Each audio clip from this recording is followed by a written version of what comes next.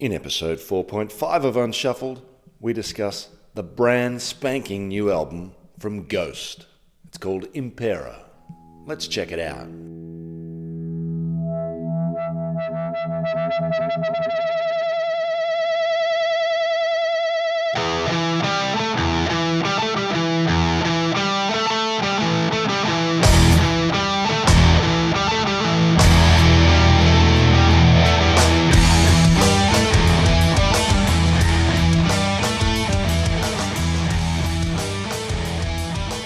Welcome, listeners. Welcome to Unshuffled. Once again, thank you for rejoining us or joining us for the first time, if that's the case.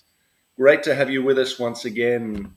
I'm your host, Matt, and joining me as always from the other side of Eurasia, I'm in Belgium. Our co-host, Scotty D, is in Japan. Hi, Scott. Hey, man. It has been a long time. Yeah, we always say that. We do always Drink. say It's always been a long time, but that's okay. We can take our time, and it's been nice to spend some time with this album.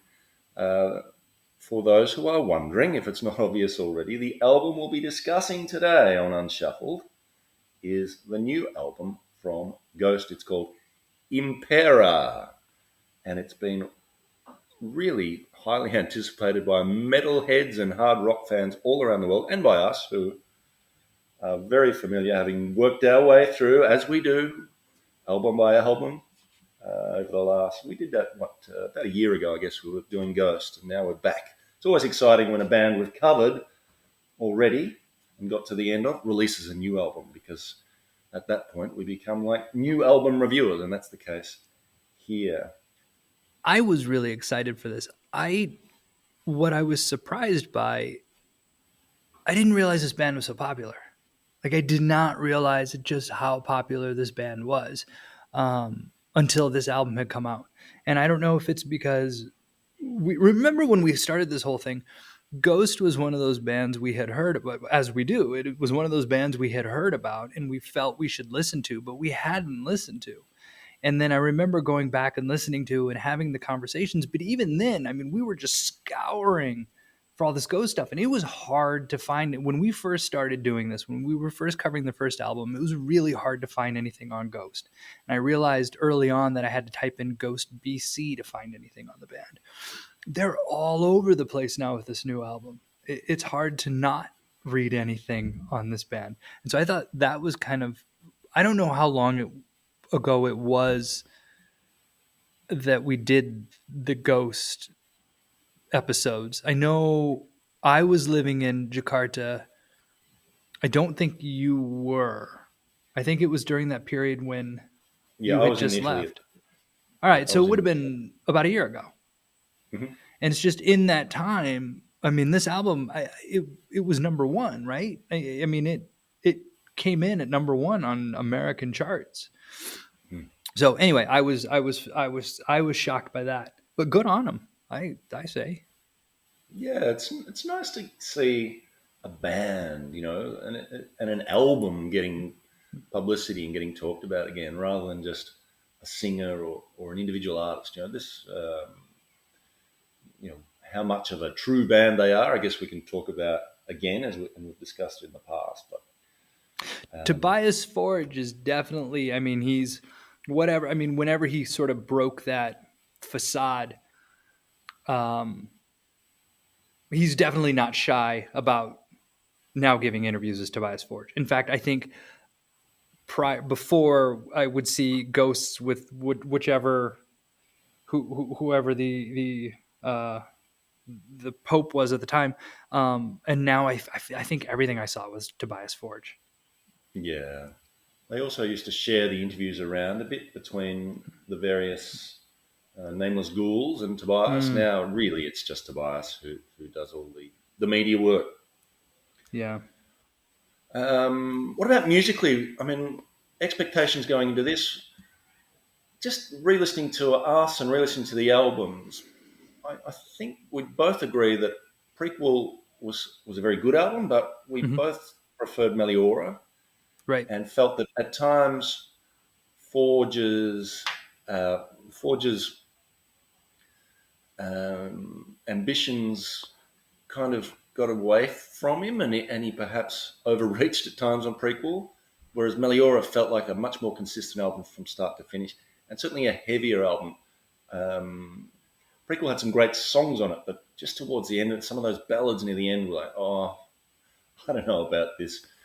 And even something like Dance Macabre, which was great when you first heard it, kind of the novelty wore off on that pretty quickly, for me at least. I know lots of people love it. How are you feeling about this one, particularly knowing he was reuniting with the producer from Meliora? I feel like this album is definitely more carefully crafted. The songwriting is like they've whatever the formula is, they've figured it out. It's almost like there's two different phases of Ghost, right? And Meliora is sort of the last of that kind of unadulterated phase, right? That was the phase of like Ghost. That was when it was still Ghost. I think that was when we still weren't entirely sure who was behind the band. We didn't really know anything. The secrets were all still there. And it This all this blew isn't up that. after Meliora, and the Nameless Ghouls split and all that. Yeah. And this isn't that. But I still think this is. I don't know. This is such an incredible. I enjoyed listening to this album. In fact, I was prepared to, if necessary, kick the podcast down the line another week just so I could have another week with it.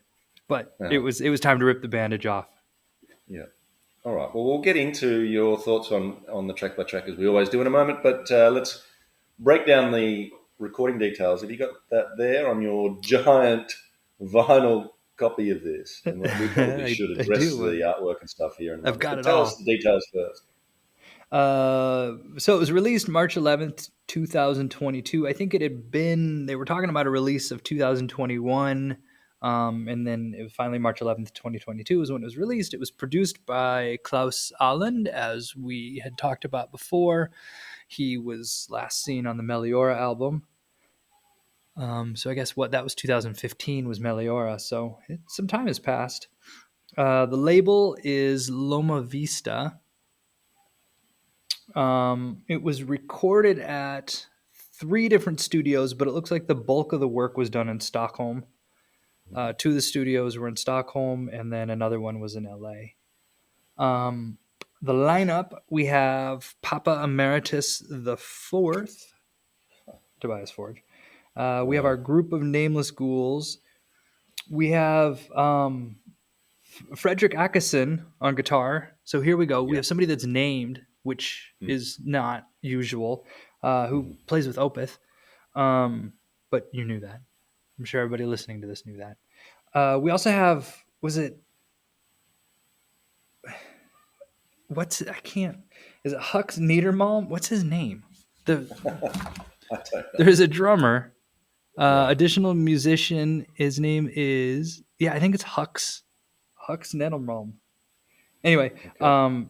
is doing some drums, and then Martin Hederos does keyboards and piano.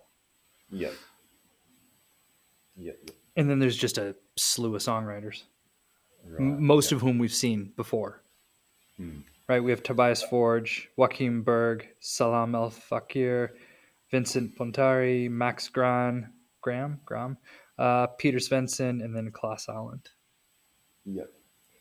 And So I don't some big think, name songwriters. yeah, and none. I mean, and we've seen them all with Ghost Mm. and Yep. previous albums. Mhm. I thought the addition of Frederick Ackerson was a big move, and it was really interesting. There's a link I'll put in the show notes of his experience in the studio and the amount to which he was managed. Now he's a very technically accomplished guitar player, used to lots of widdly diddlies and all those sort of very technical licks and touches on the guitar. And he has spoken about how they forced him to strip all that away and just keep it really simple and not let him, and I think we've spoken about the sort of control freak that Tobias is. I think Frederick, he wasn't critical of it, but he just said, I was told very strongly what to play. And also interesting hearing talking about the level of the degree of layering that went into that guitar. I mean, this he called it a wall of guitar, and it was just um, layer upon layer of guitar that went into that sound. And you can hear that not just in the crunchy, riffy parts, but also even in the solos. He's saying in some tracks there could be 16 channels of guitars. Some rhythms were like 8 guitars. It was like craftsmanship, getting these massive walls of guitars done, is the quote. So, really interesting hearing that. And I mean, the whole album has that feel, that meticulous production that's gone into this. It does give it an incredible sound, I think. That's interesting. Didn't we feel? I didn't listen to our episode of prequel. Maybe I should have, but I felt like didn't we feel like guitar was lacking in that one? I'm not sure we spoke about it, but in hindsight, certainly compared to this and Meliora, Yeah. these are much have a much stronger guitar sound. Yeah, I think I'd agree with that. There's a lot of work that's gone into the guitar on this, as you can hear, Right. Right. and at times it does have quite a heavy crunch to it, which is really nice. The other thing, just while we're on the production, the other thing that stands out, I mean, the production is outstanding on this. I don't think I've heard an album produced as well as this perhaps ever. I mean, but the drums on this sound incredible too. I mean, that snare just.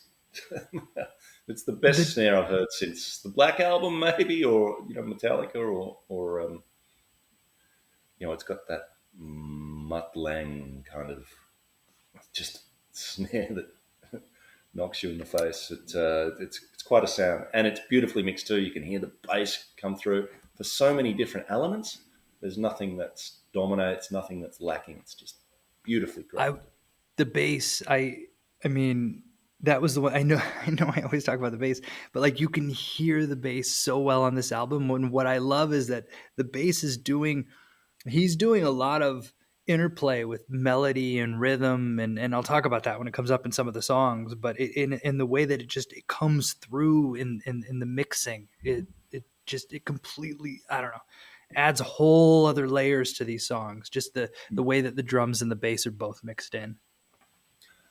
So before we get into the track by track, let's just have a quick chat about the incredible artwork and packaging. You, I can see, have the massive LP with this brilliant booklet. I've got a CD which has a smaller version of the booklet, but the artwork on this is amazing. This is our friend who's done the artwork on all of the Ghost albums, certainly since Infestissimum. Infetissimum, yeah. It's The only one he Big didn't do, New. I think, was the first one.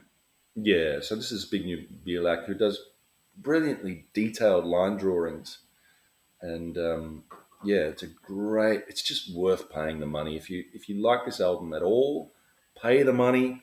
If you've got a record player, get the vinyl, because looking at your big booklet there, I think it's just a work of art in itself. Plus the vinyl's bubblegum pink, which is just, it looks pretty cool. Yeah. Yeah, the art's absolutely amazing. It's so detailed, and like just the level of detail that you can see in this massive vinyl version that I have. I know that there are things like just these crowd scenes. Like I would love to see, how where they could like correlate to who's supposed to represent who. I know there are Mm, people like in here or whatever, and like there was one moment where I was like, "Oh wait, that looks like that might be Tobias Forge in that crowd scene." I don't know. It's so detailed. It's so mm, intense. mm. Yeah, and I think there was something similar certainly on Meliora. So each song gets its own artwork, and that helps you. It sort of goes hand in hand, right? Like you feel Hmm. like that belongs with the song, and it helps you understand what that song's about. And I think it really works well. It's a nice way to do it. I do want to talk about the digital artwork. I don't know if you've seen the digital artwork. So we're talking about the physical artwork, but Mm. he made, it seems, a digital version as well of the cover. That if you're listening to it on Apple Music, at least, I don't know if it shows up on any others, Yeah, but on if you're YouTube too. living, is it on YouTube as well? And Yeah, it's a moving kaleidoscope. yeah, Just sort of that backdrop there behind the. the main album cover is just sort of this kaleidoscope of colors and shapes. Yeah, and you can see his veins sort of pulsing in that opening image. We haven't discussed Yeah. the opening image.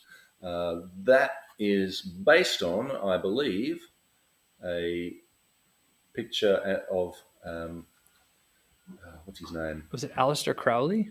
Aleister Crowley, Mr. Crowley, the famous Mr. Yeah. Crowley that Ozzy Osbourne has also sung about.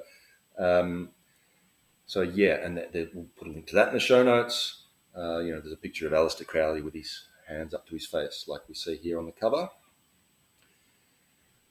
And yeah, he's kind of taken that and adapted it and given that kaleidoscope effect. The cover itself is incredible. There's so much detail. It's just Hmm.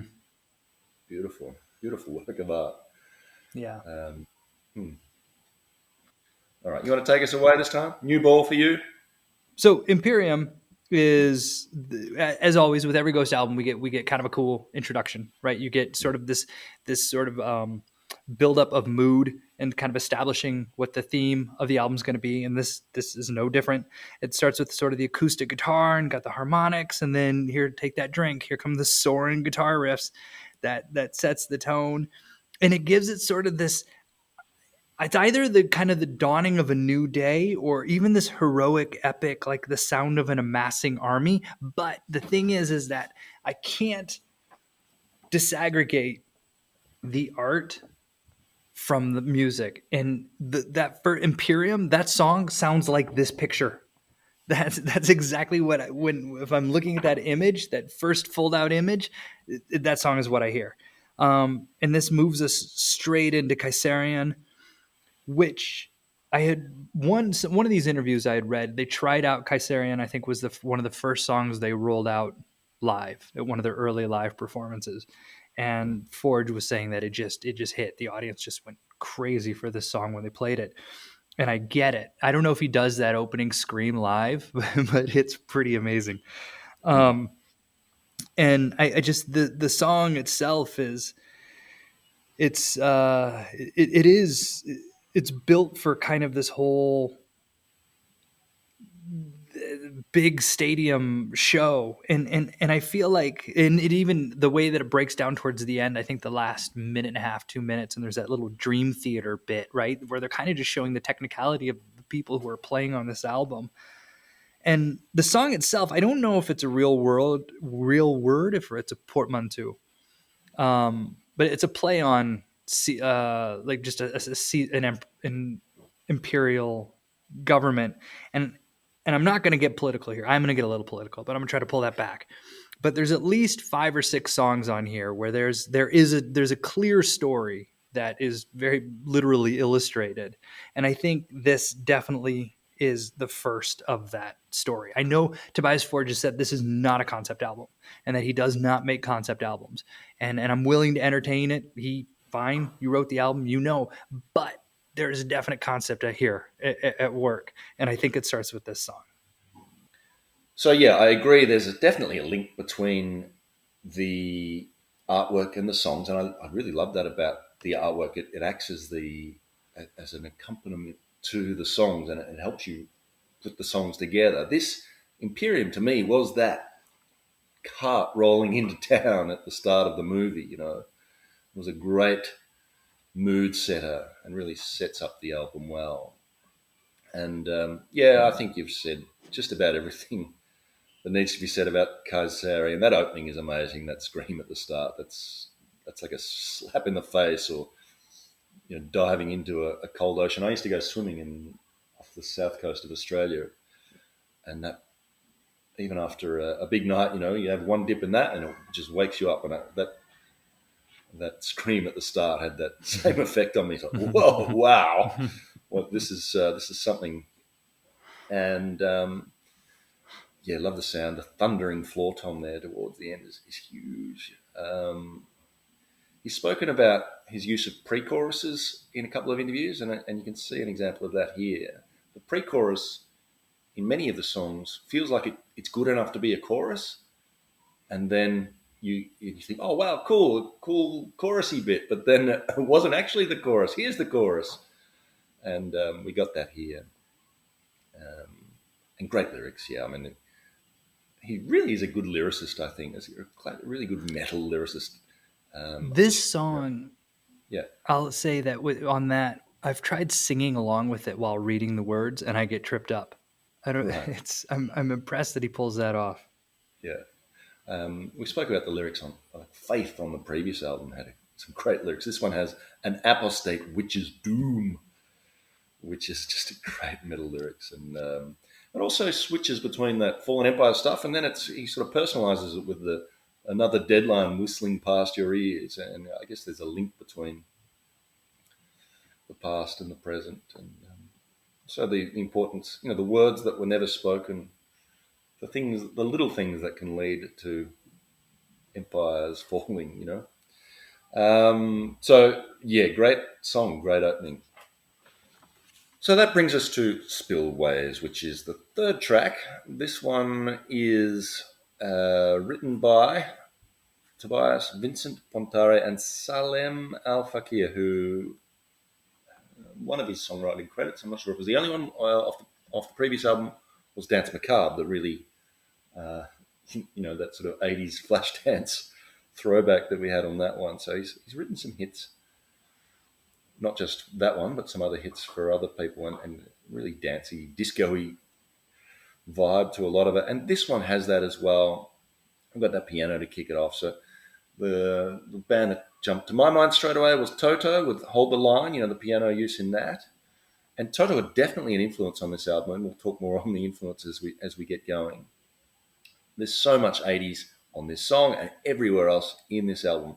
I think Tobias Forge, I mean, he's not a young guy anymore, and I think the 80s, he would have grown up when he was very young listening to music in the 80s. He's covered songs from the 80s, and yeah, we get that big 80s vibe in a lot of the stuff here. I love the transitions in this song. There seems to be a bit of a key change as they go from the verse to the chorus, and that's handled very well. There's a lovely, restrained, artful, layered guitar solo. And I mean, in the lyrics, I'm not entirely sure what the Spillways things about, something about the darkness in all of us or something like that. I don't know, but it contrasts the boppy, dancey mood of the song a little bit, the darker lyrical content. But yeah, really enjoyed it. Your thoughts on Spillways?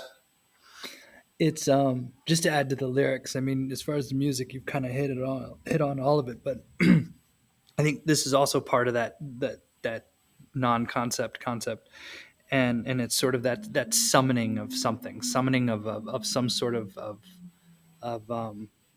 leadership or need to fulfill something. But I like the contrast, and you had mentioned this, but just the contrast of the lyrics to the sound of the music, right? There's that, it's the cruel beast that you feed, burning, yearning, need to bleed through your spillways. It sounds like it could be an early Metallica lyric. And it's kind of up against this, as you said, Toto, or even kind of just this dancey pop vibe. Yeah. Just that dichotomy there, I really like. Mm. Yeah, which takes us to track 4, Call Me Little Sunshine. This was, I will say, this was my favorite song, but it's not. I'm not calling this my favorite song. This was my favorite song. When Right. I first started listening to this, I really, really couldn't get enough of this song. It was, I think it might have been the first single. I'm not sure. This is the one where the bass line really jumped out to me at the beginning.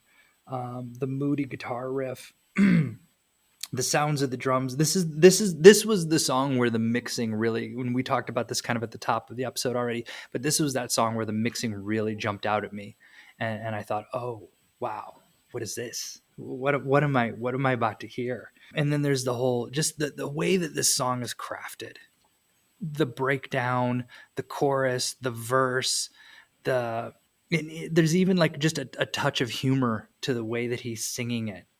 Song is also one where I really kind of felt like I got a sense of what this character was going to be for this album. Kind of this sinister edge, but with a bit of a touch of humor to it. There's some really, it was a really good live performance of this that was on, I think it was Jimmy Kimmel, and it was Tobias Ford, or Papa Emeritus the Fourth, like just decked out in these sort of decadent robes, and the new the ghouls, the faceless ghouls, and their new getup, right, with the new masks and everything. Um, and but then there was behind was this female backup singer who was just, if you see it, she's giving it everything. I mean, Mm, she's selling it and nailing it. mm, And it was after seeing that live performance that I really, really appreciated those backing vocal lines that are coming through in the song, and actually kind of in the recording wish they were louder. I wish they stood out as much kind of as they did in that live performance.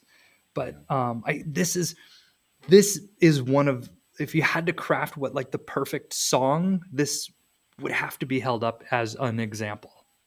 it's a great song. I think one of the great things about it is its simplicity.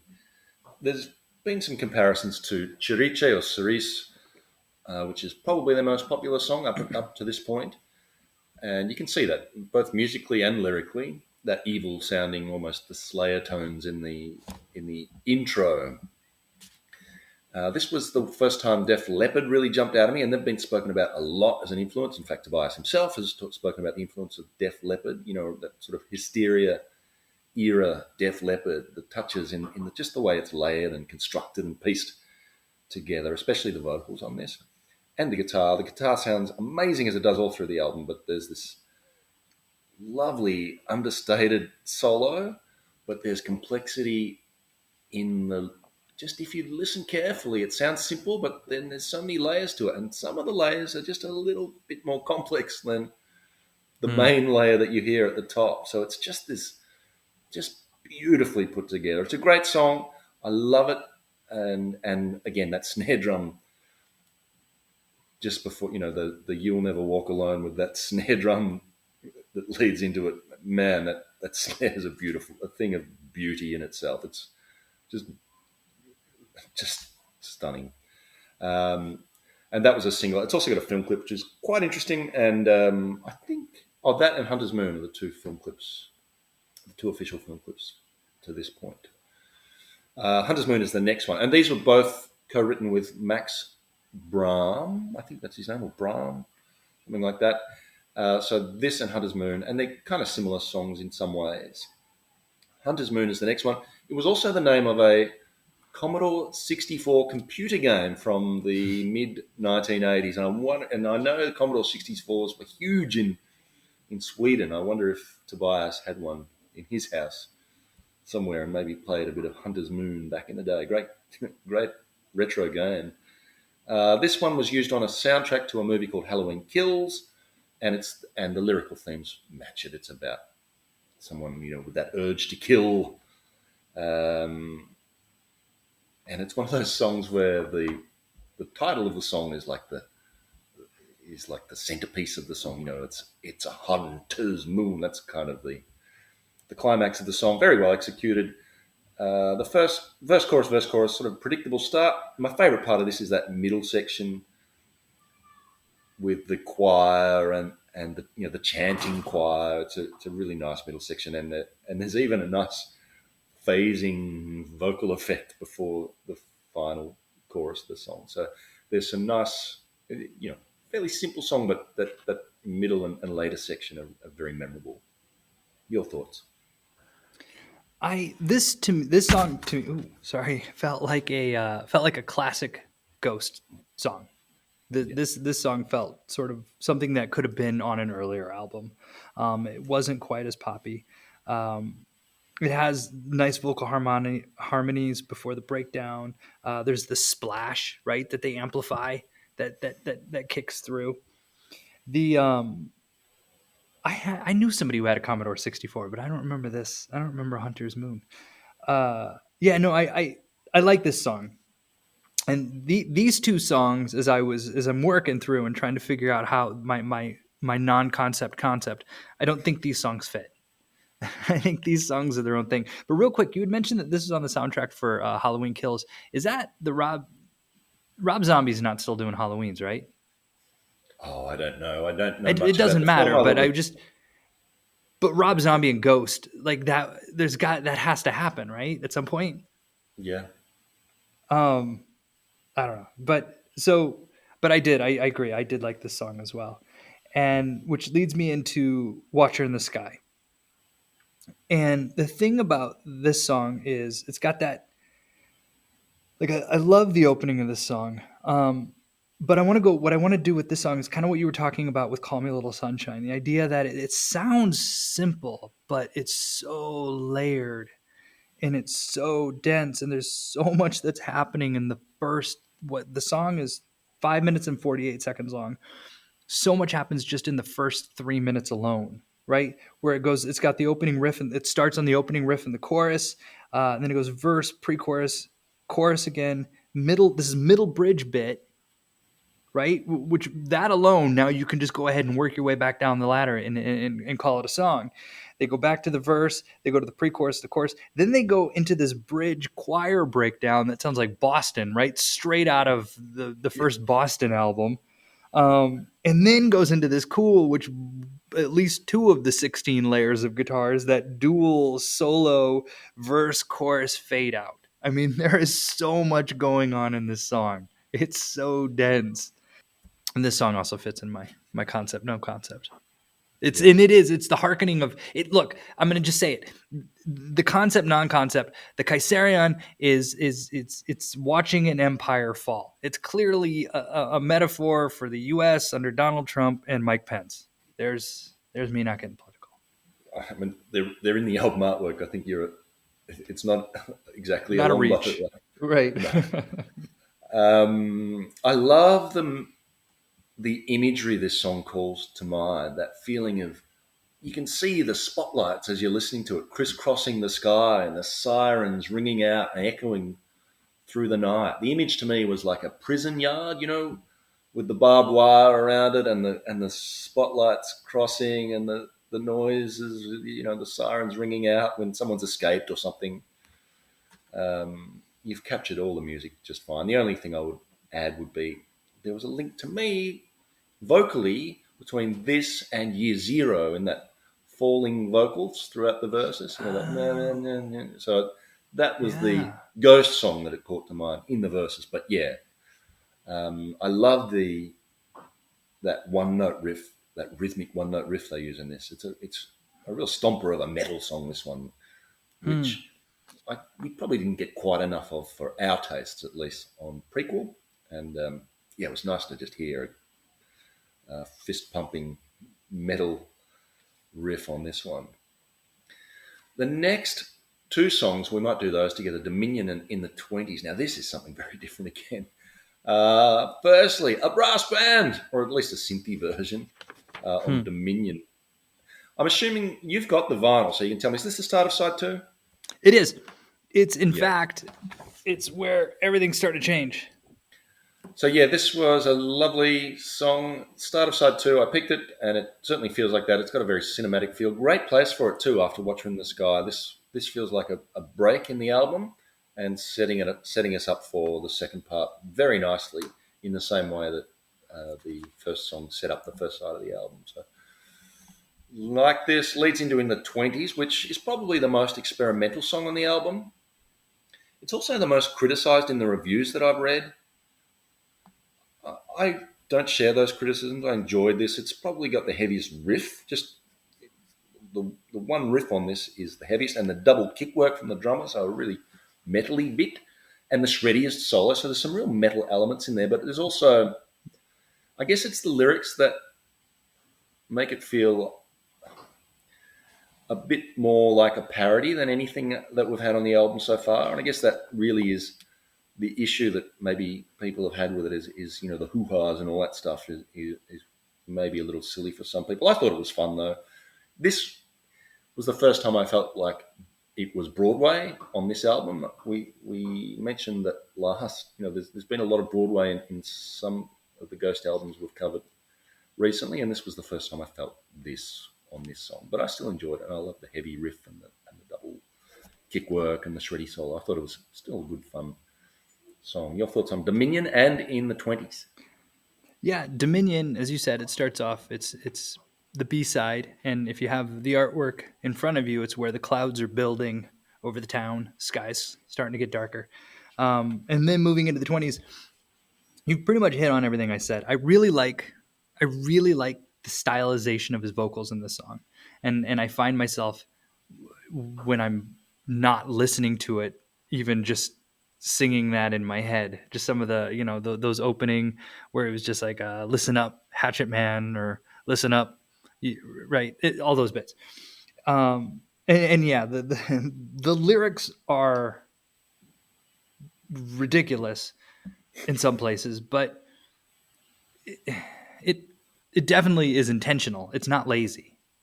Right. I mean, if we look at just how dense the lyrics are in this album, there's nothing lazy happening here. There's an intentionality to some of the ridiculousness, where he's like, taking no shit for the chulas, grabbing them by the hoo-has, smooching the feet of Darula, grinding in a pile of moolah. I mean, it's ridiculous, but it's all right. I enjoyed it. Yeah.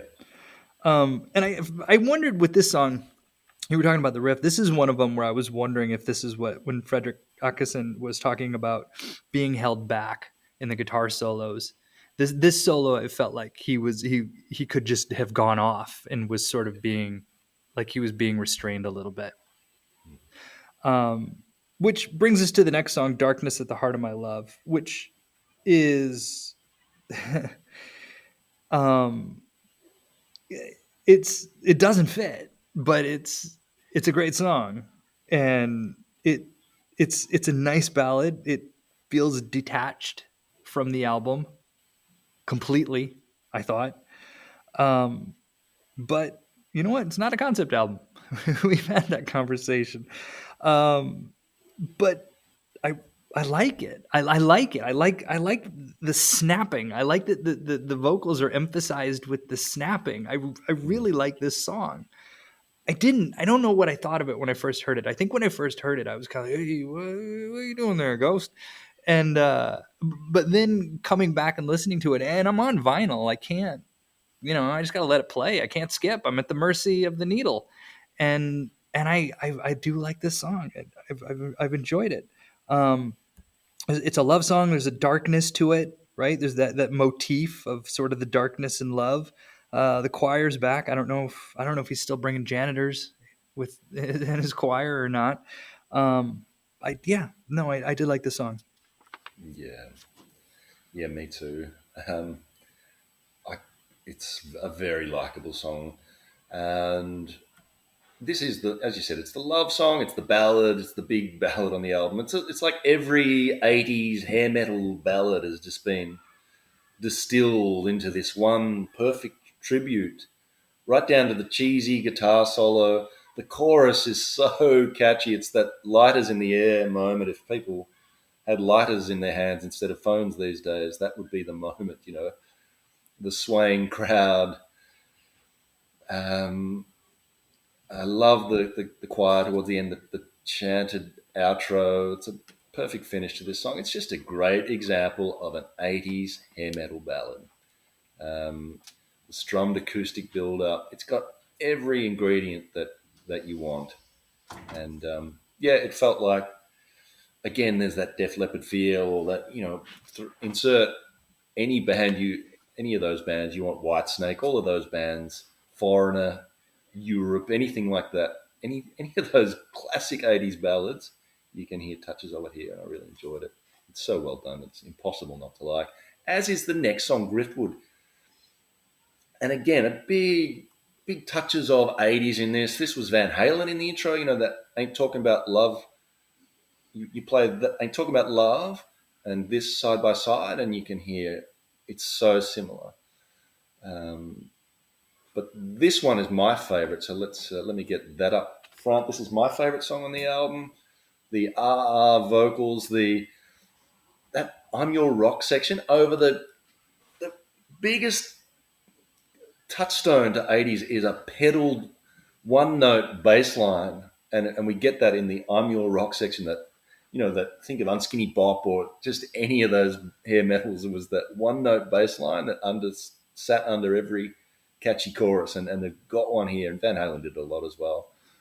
And so many, yeahs and oohs, and it's just, in a way, it's kind of shameless, but that's part of the appeal. And then, and you're loving the song, and then you get the Holy Mother bit. And that to me is the highlight of this song and the highlight of the album. That's, when the chanting choir, it all drops away and we get that chanting choir, and you just feel like this is a special moment of this song. Um, and of course, once we bust out of that bit, we get a nice solo, and we finish off again with the catchy bits again to finish. So, yeah, I love this song.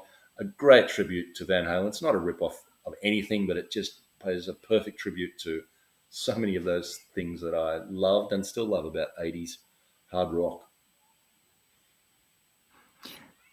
I think this is another portmanteau, griftwood, right? And the idea of, and this just sort of a grifter, someone who's kind of coming in and conning you from whatever it is you're offering or allowing yourself to be grifted on. But then driftwood, and sort of that's that wood that's floating in a flooded area that ideally you would be able to hold on to and take to safety. But it's not. It's griftwood, right? They're conning you. Wherever they're taking you is not to safety. Mm. Mike Pence on the next page. This this song, first off, you're absolutely right. It needs to be blasted out of a Trans Am T-top, right? Somebody just roaring out of a mall and just blasting this song.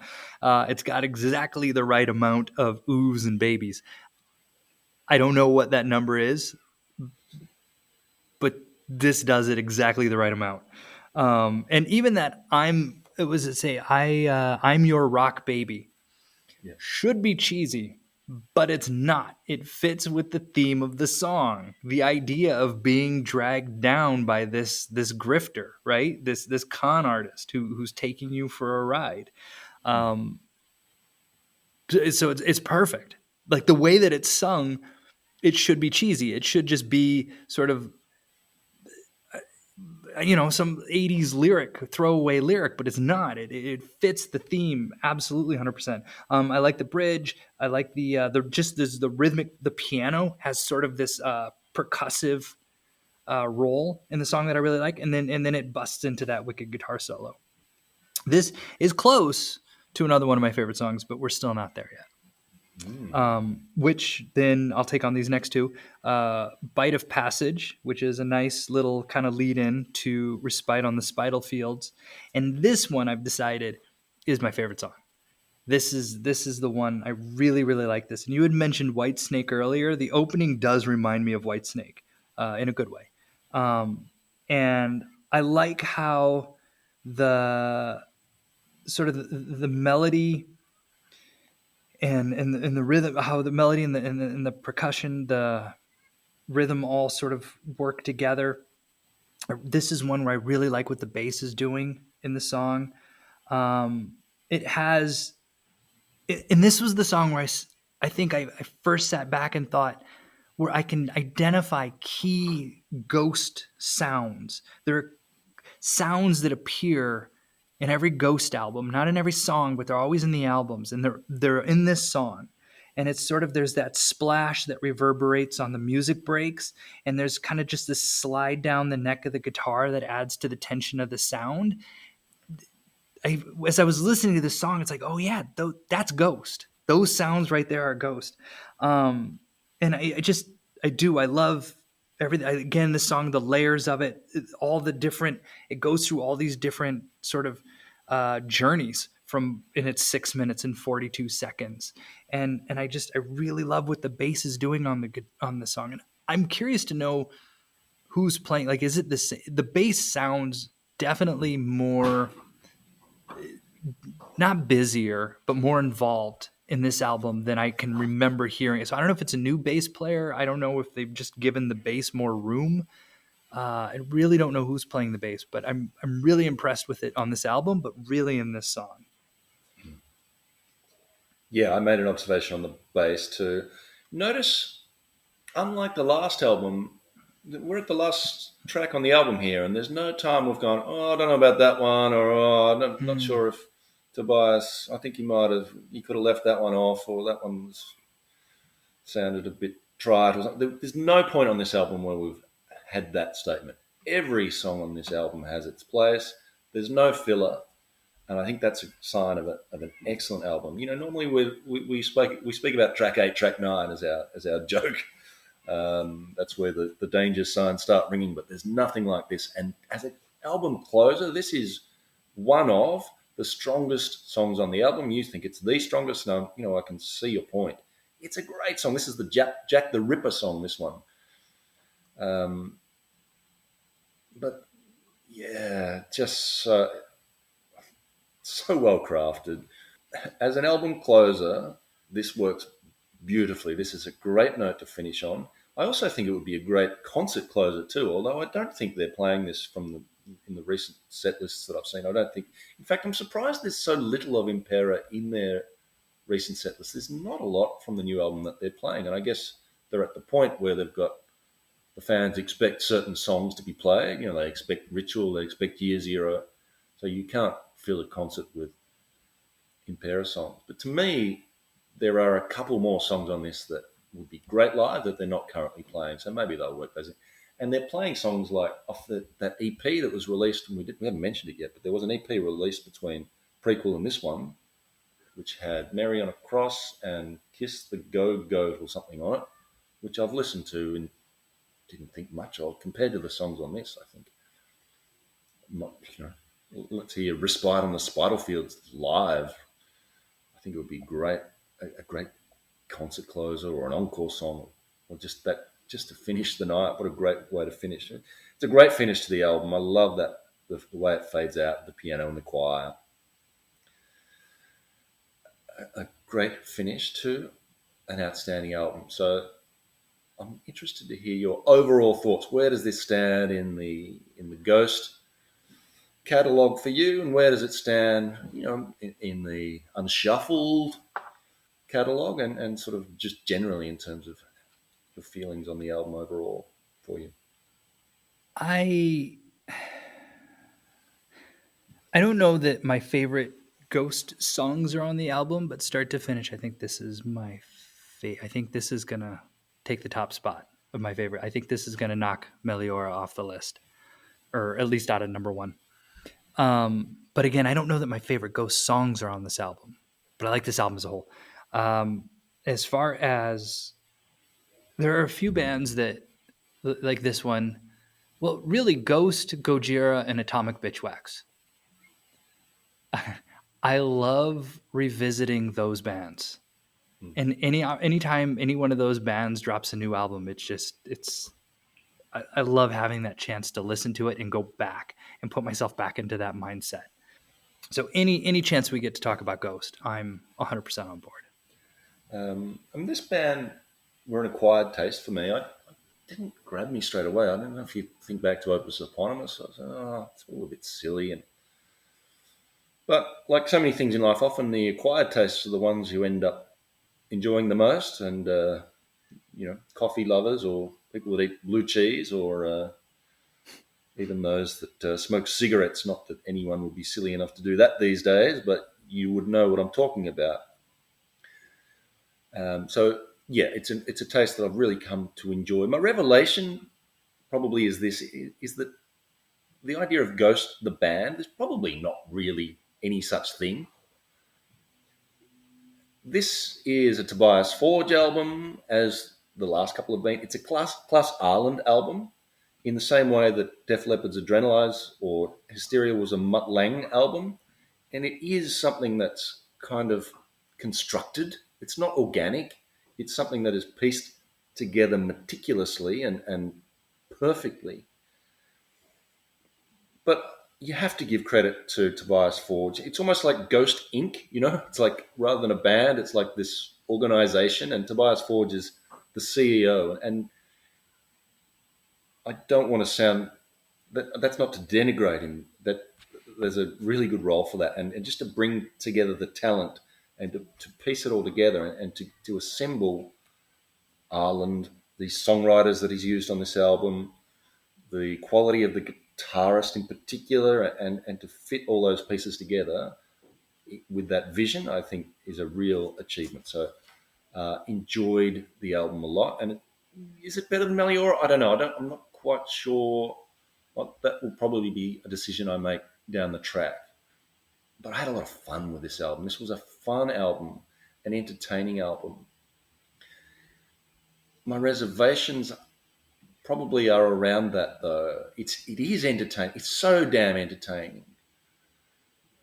But where does entertainment?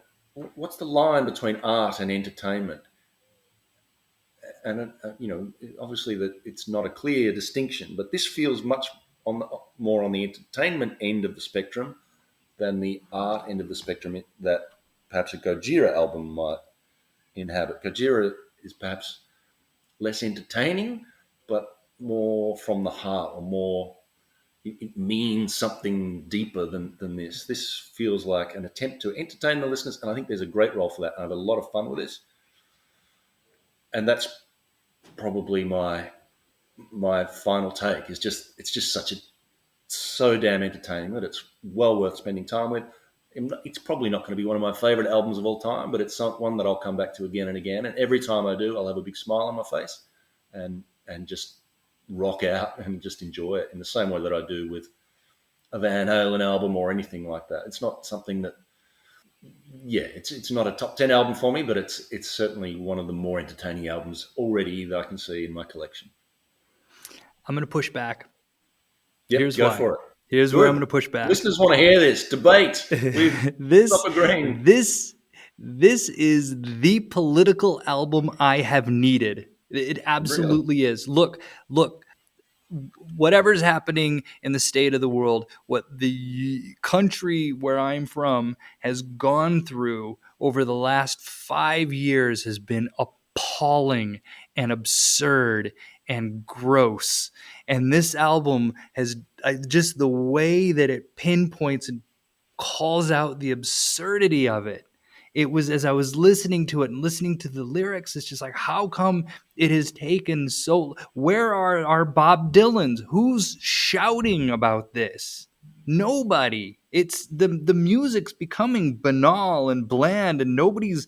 It just, this finally did it. It was like all of a sudden I'm hearing, at least it was like, thank God somebody's talking about this, and it's not coming from some political news source, or it's not being tweeted, or that used to, like, music, that was the beauty of music, is music reflected the politics of its time, and somewhere we've gotten away from that, and I feel like this went for it. It did it. I feel like he went for it and he nailed it, and so I feel like this is a political album. That's my view.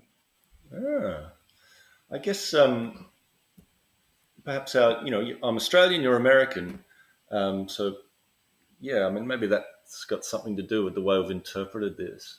And I mean, interesting. Tobias Forge is an American. He's not. He's a very keen observer, I guess, of world events, and he's spoken about a book he read on the fall of empires that influenced some of his writing on this. So, yeah, I can see your point. And yeah, I guess maybe to find some compromise. I think the lyrics are political. I guess what I was talking about more was the music and the the sort of cheesy, pieced together nature of it. It sounds amazing. In fact, I think I think you get a sort of Dolby Atmos thing if you listen to it through. I mean, it's made for stereos. It's made for listening or on good headphones. It's incredible work of modern music production. And there's something to be said for that. So that's fine. But it is a political album. I don't know. It didn't resonate with me in the same way that it has with you on that level. Yeah, I 100%. By the way, about it being a little, it's definitely poppy. Yeah. The music is definitely, yes, but I stand by my earlier statement.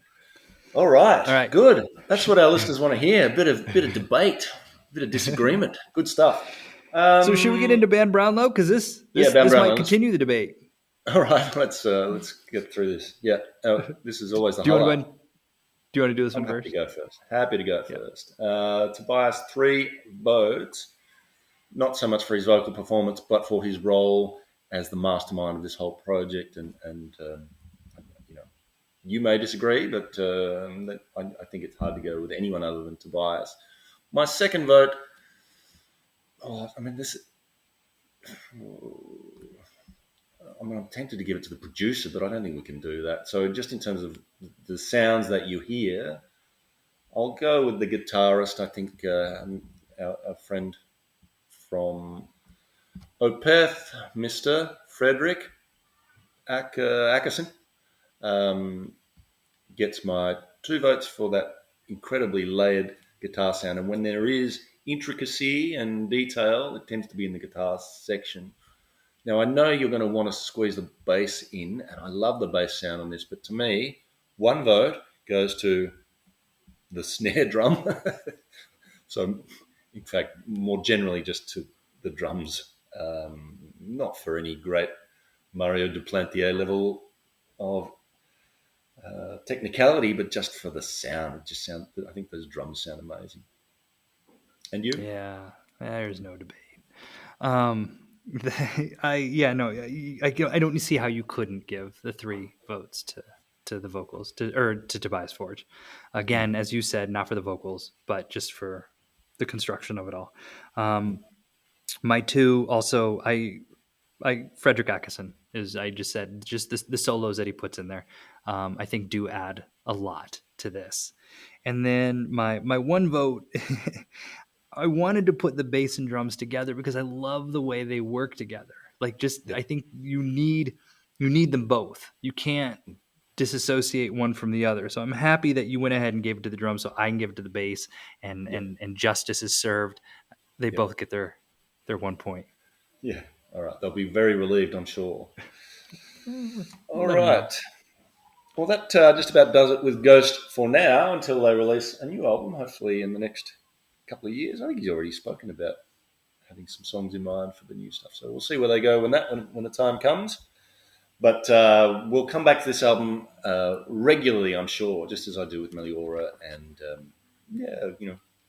even Infestissimum and Prequel get a run now and then. So yeah, nice to add this to the albums that I know well and that we've covered on this show. And I think hopefully our listeners enjoyed it too. Now, Great. in terms of our next move, we've got 1 more album from the Pretty Reckless to finish off on. Looking forward to that. It's called something about rock and roll, Death by Rock and Roll. Death by Rock and Roll. Yeah, and then we'll see where we go from there. We've got the option of the Cavalier stuff to continue with or to go to after that, or we can... Which I'm still totally on board with. Yeah, me too. All right. It's been a pleasure as always. Nice to spend a few weeks with this album. It was a lot of fun. And there's one thing we can agree on that this was a fun album to listen to. All right. This has been Unshuffled. Thanks as always for sticking with us, listeners. We do appreciate it. It's great to have people all around the world that tune in and give us a listen. We do appreciate it.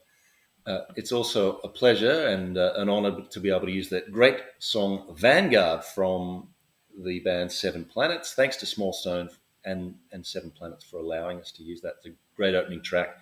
And you'll hear it again soon as we wind things up. As always, you can contact us and you can check out our new artwork. Don't forget that. It's on our website, unshuffledpod.com, where you can also check out the show notes from this album. We'll link to anything we've mentioned as we've gone through it. We're on Twitter @unshuffledpod, and you can email us. Please do and share your thoughts on this album with us, particularly that art versus entertainment discussion. We'd love to hear what you think. Unshuffledpod@gmail.com is the link for that. So thank you, listeners. It's been great, and I hope you had as much fun with this album as we did. And thank you, Scott. Yeah, no, this has been a lot of fun, and I look forward to listening to the next Pretty Reckless album as well.